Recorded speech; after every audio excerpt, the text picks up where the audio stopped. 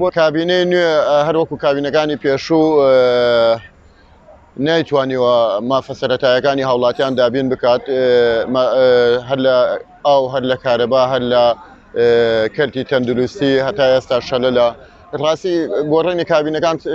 گۆڕینی تەنیا دەموچاوەکانە تا ئێستا کابینە لە دوایەکەکانی حکوومەت لە ڕۆژ شکلیوە گۆڕانکاریان بەسەر هاتووە ئەگینەوەکو کارکردن هەموو کابینەکانی حکوومەت لە ڕووی دابینکردنی مافەکانی هاوڵاتیانەوە ئەو پەڕیسز بوون نیەتی چاکردنی مافە سەرەتایەکانیان نییە ئەگەر بێت وڵای خەڵک بە عام گرژە خەڵک بە عام ناومێدە خەڵک بە عام جۆرێک لە جۆرەکان خۆراگری پەیدا کردووە ئەگینا باوەڕ ناکەم نخبەیەکی کەم نەبێت کە شەریکن لەگەڵ دەسەڵاتە بە زۆرینەی هاوڵاتیان ناڕازین جۆرێک لە جۆرەکان خۆراگریان پێدا کردووە تا ئەوەی پرۆژێک دێت قوڵپەی ناڕزایەکان بتەقنەوە ئەم خەیرانانە تەنیا نین ئەم خەیرانانە و دروستکردنی ئەم خەیرانانە و هەنێ فەوزای عەلامی لە نێوان مەلا و ژن و نازانم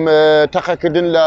سیارەی غاز و ئەم شتانە ئەمە بۆ بەلابڕێبردننی ئەسلی مۆزوعەکەیەکە نەوتە ئێستا هەناردەی نەوت گەشتوتە ملیۆن یەک بەرمیل لە ڕاستیدا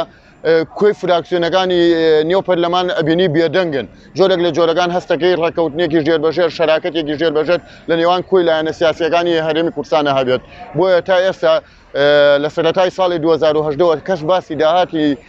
نەوت و داهاتی ناوخۆی نەکردووە جۆرێک لە جۆرەکان ئۆپۆزیسیۆن هەنێشتی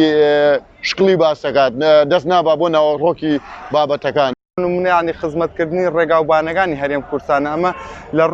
ڕووی پێکێنانی حکوومەتی تازە هەرێمی کوردستانەوە شتێکی دواکەوتوو هەژمارێک لە زۆربەی پرۆژەکانی ئێمە لە 4 ساڵی ڕابردوودا و تا ئێستاگەش تەواو نەکراوە چەندین پرۆژەی ڕێگاوبانمانەیە خەستەخانەمانەیە کەرتی کشت و کاڵ و پیشەسازیمانەیە ئەمەش ئەگەڕێتەوە بەهۆی نەبوونی یعنیوەکو چۆن بێژین کەرتەکان لە ئەکتیڤبوونە بۆ 4 ساڵی داهاتووی حکوومەتی هەرێمی کوردستان و بەهۆی کێشە ینی قەیرانی سیاسی قەیرانی ئابووری قەیرانی حەزبایەتیش دەستی پێی کردووە لەم ناوەندەدا ئەمانە ئەگەڕێتەوە بۆ ململانەی دوو حەزب ململانەی دوو بنەماڵە بە هۆکاری نەبوونی یعنیوەکو چۆن بێژ دانوستان و ئینتفاقیت لە نێوان حزبە کوردەکاندا و بە حزبە ئۆپۆزیۆنەکانیشەوە هەر کەسێکی شانیوەکو چۆن بێژین بەشی خۆی لەوە ئەبینێت کە خۆی بە خزمەتکاری کوردستان و گەلی کورد دەزانێت بەڵام بەداخەوە یعنی شتێکی وانێ و تەنها خەمی شەخصی و بنەماڵە و کەسایەتی خۆیانیان هەیە لەم بوارە